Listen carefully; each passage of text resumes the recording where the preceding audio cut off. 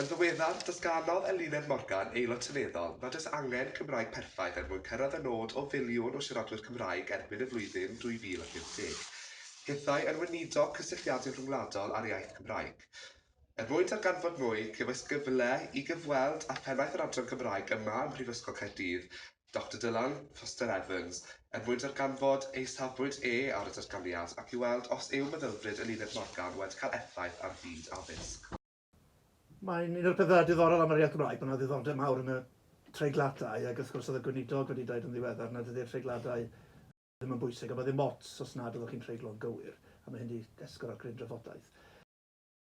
Fi'n meddwl yn sylfaenol, wrth gwrs, mae'n hollol wir fydda neb eisiau unrhyw un i beidio siarad Cymraeg, oherwydd diffyg mewn unrhyw elfen o'i Cymraeg nhw, neu deimlad bod yna diffyg, ddim o gwbl. Is i hefyd draw i siarad gyda Swyddog y Gymraeg Brifysgol Caerdydd, sef Jacob Morris, mwyn iddo fe fynegu ymateb i'r sefyllfa, ac hefyd i weld os oedd modd mabwysiadu meddylfryd Eluned Morgan yw'r rôl.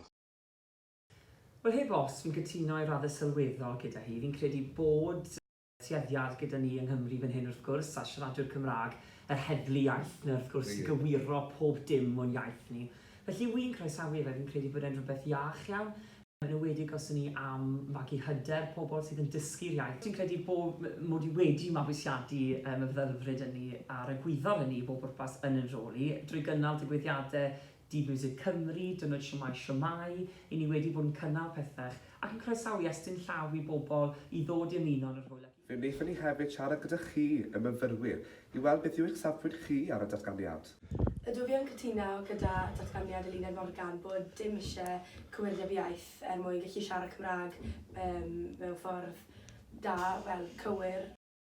Achos yr ymdrech sy'n bwysig a os yw pobl yn barod i ddysgu'r iaith ond wedyn mae'n rhywbeth yn bosib.